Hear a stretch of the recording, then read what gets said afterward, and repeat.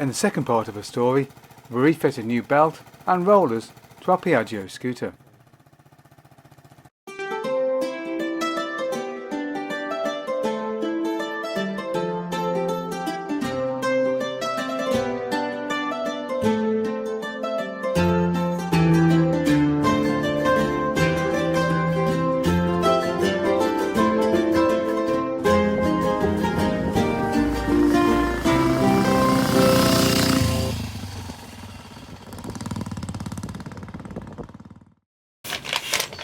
In the first part of this video, Tom demonstrated how it's possible to turn one of these variator belt drive for a scooter into a ball of twine. In the second part, we're going to put all those bits back in and replace everything that was absolutely mullered by the belt being destroyed.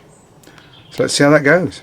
Okay, so first things first, it's quite a smooth, so it's quite buffed up. So what I'm going to do is I'm going to use a bit of sandpaper on the variator halves just to roughen them off, just so the belt's got something to key into.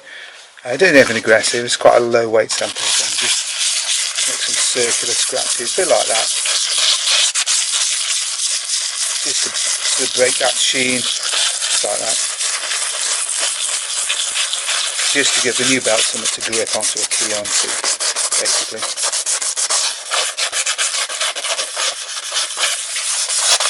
So do that. And we'll also do the same for the other variator half as well. Again, it's very, it's got a, it really does feel buffed up. Almost feel like it's been polished. So you need to get rid of that really and get something that the belt's going to grip to a bit better. Again, not pressing on very hard. It's just to key in and break up that surface.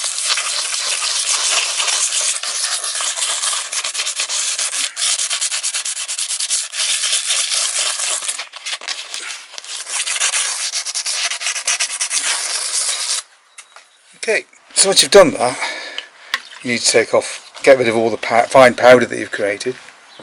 I'm just going to use a bit of isopropyl alcohol, it's like an instrument cleaning alcohol. Brake clean is extremely good for this, but I used it all up during disassembly in the previous episode, so this will have to do today. And you see that's removed all that fine grain stuff. This gives a really nice smooth surface now, or a nice keyed surface I should say. I'll do the same on this half. Okay, just getting rid of any fine grains that we may have created. Otherwise that's going to act like a grinding paste and cause premature wear of the belt, which obviously we don't want. There we are, all ready to go. Focus in. So pretty much ready to go. Last one we'll do before we assemble. This is the Bendix drive, the starter motor.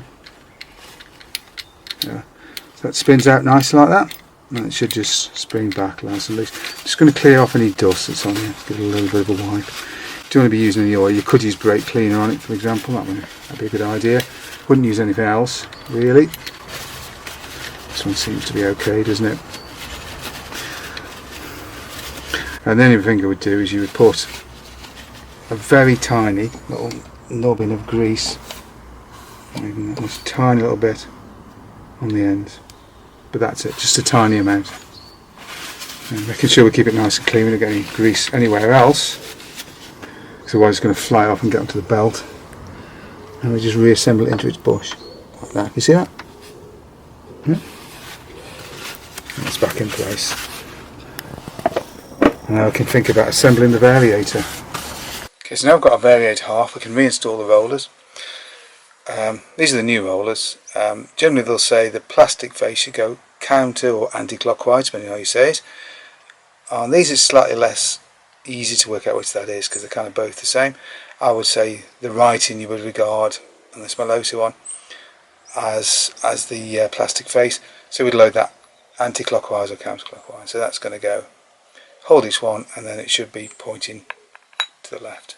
And just check that movement, you see it's moving nicely. Doesn't wiggle around too much, that's sitting nicely. And then we simply go around and install all the other rollers in exactly the same way. And just check that she's moving nicely. Turn again, and once again. There we go.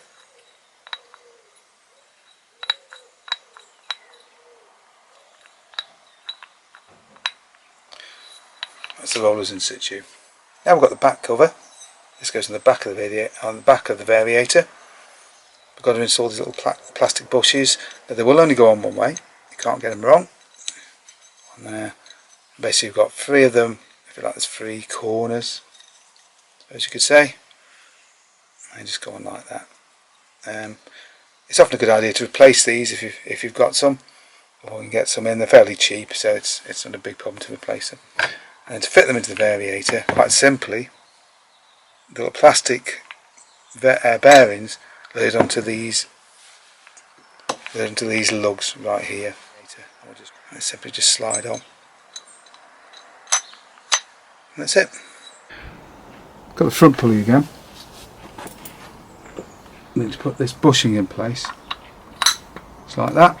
You've got to hold it all together, otherwise it'll tend to tip backwards and all your rollers will fall out. So you've got to hold that in place by the back, and then carefully slide it onto the spline. It should engage with the spline, he says. There we go. There we are. And that's our front pulley in place and ready to go. So here's our new belt, which looks very different from the ball of twine that it's replacing. It's got some direction of travel arrows, just like you get on a bicycle, on a motorcycle chain, well, or on tyres, for example. And in this engine, the thing was anti-clockwise or counterclockwise. So in other words, the belt arrows are going to be pointing towards the front of the bike like that. And the first thing we need to do is to load this onto the back pulley. And we've got to load it onto the back pulley so that actually we open the back pulley up a bit, get it to grip hold of it, so that when we put it onto the front pulley, it's actually sitting loosely. Yeah. So to get the pulley in, this rotates clockwise like that, and now this will spring itself. So we rotate that, it opens up, right, as you can see, and now if we insert the belt. Right, sorry Tom, my fault, my bad. So rotate it a bit more. There we go, and then we're going to get this as much towards the centre of the pulley if we can. Be comfortable. And there we go. Yeah. So what we've done, we put a tie wrap on the belt to stop it slipping back outwards. This is a particularly tight spring. There's a little bit of a mortar, hold it in place, tie wrap. That's quite a common thing that people do. So all we're going to do now is shove this assembly onto the shaft at the back there. There it goes. And see now, look at that clearance, that's a lot better, isn't it? So once we've assembled, just cut that, you see, and the job's a good one. So now what we're doing is the outer bell housing of the clutch, just there's nothing happening. Oh, okay. The outer bell housing just slides on. There we go. That's all working correctly. Just got to assemble the outer part of the front pulley. And the job's a good one. We're away then, aren't we? So now we're going to reassemble the outer half of the front pulley. So our washer goes on first, just slides on. And just engages into there like that. The outer pulley then is just going to slide over onto its spline. Make sure we've got plenty of free plates, wiggle on, there we go. Then we've got this thick outer washer. Now on Kickstart models this should have little nubbins on it that the Kickstarter engages on. This is an electric start model only, so it doesn't have them. That just shoves on there. The final thing that goes on is a single-use compressible nut. So the little outer, this washer compresses down and locks the thing in place. Just there, this outer washer locks. This compresses, it crushes, locks the thing in place, so hopefully it won't come undone. This makes it single use, so once you've used it, you've got to get a completely new one each time. Just going to put a tiny amount of Loctite, just a tiny amount. I don't want a lot. Shouldn't need it because the compressor part of this nut really should do the job. So I'm just going to do that up now. Then we'll fit our locking tool so that we can torque this up. So this is a special locking tool. It locks this pulley up so we can torque it down. Use one of the nuts from the casing was on, and this locates into one of the other screw holes. So we're just going to push that into the screw hole there, you see that? That's going to engage with the teeth on there engage the teeth there. I'm going to put the screw in. Tighten that down. Again, we're not going super tight, it's just going to hold it in place. This hopefully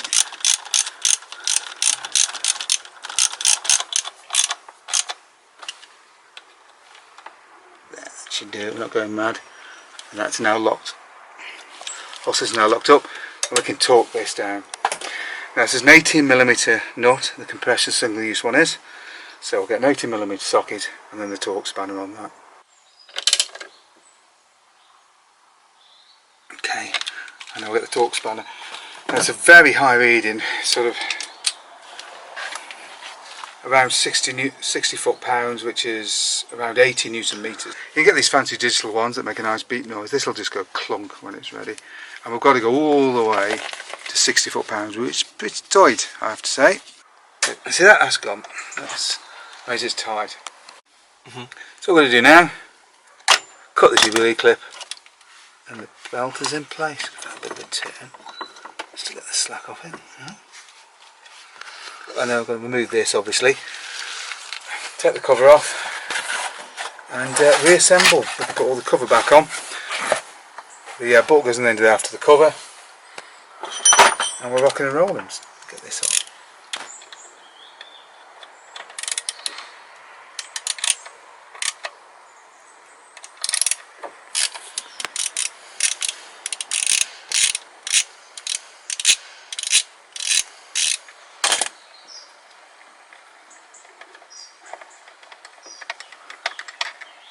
Yep.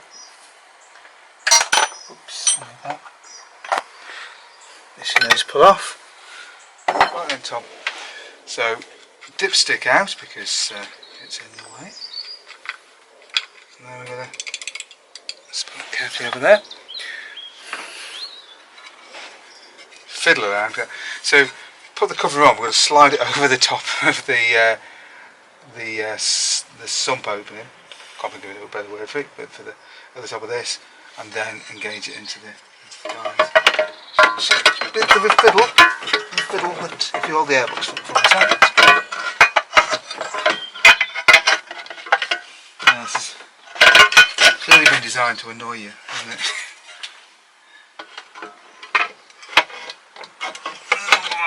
There we go. So that's got to come back. And forth, and then we're in. This should have a little guide plug. Guys, hold it in place. There we go. In fact, there's a fairly definite oomph there when it dropped on, wasn't there? So all we're going to do now is replace all the nuts. Little 8mm nuts all the way around. You can torque these down if you want to. I would say, really, the very thin nuts are going into aluminium. If you want to torque them down, I would always go for the lower end of the mark if you're going to do that. Because there's a very high chance that you'll take the threads out on these, particularly as you get older bikes. It's okay on a newer bike. I mean, personally, if I'm screwing things into aluminium, I always go on the lower end of the torque values, just to be on the safe side, to be honest. Because I've been bitten by that one a few times over the years. Oh, I'll just torque it up. Oh, that happens far, far too often, I'm afraid. Now it's time to insert the 8mm nuts into the cover. We initially do all these down hand tight just to tension them down, and we try to do them as sequentially as possible so we don't warp the cover. Important thing to remember, this one here has got a breather pipe with a clip on it, so you need to work that one onto it. Also, an important one is this one right here, because the earth strap for the engine attaches to that one, so it's very important to remember to put the earth strap on, or the bike won't run very well. In fact, a whole lot of nothing's going to happen. Now it's just time for a final tighten and torque down if you want to. I now put a small amount of Loctite onto the rear pulley shaft. Sort of thin washer that came out originally, let's drop in there, and the original nut. There. Just got to make sure, is this 18 or 19? Let's just check. Now this one's a 19.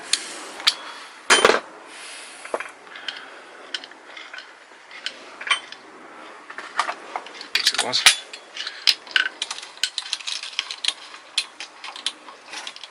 So just hold the wheel a second. Slightly tight. Okay, so that's hand tight, and now we'll use the magical tool that is Tom's hand. Let's cut this round to lock this sucker up. Okay, see the hole there? One end over the top, one underneath. And then we'll get a fair amount of resistance here, it's got to get pretty tight. That's it. Wasn't too bad. And that's simple, popping the covers on, reassemble them. So that was 57 newton meters. It says between 55 and 60. We've gone 57. We've gone exactly in the middle of the road. And there we are, all assembled. Just got to put all the covers back on now, and fit the airbox. Give it a test ride. I complete the assembly, and the job is all done. Well, I hope you enjoyed that video and you found it useful. If you did, don't forget to like and subscribe, and of course, thank you very much for watching.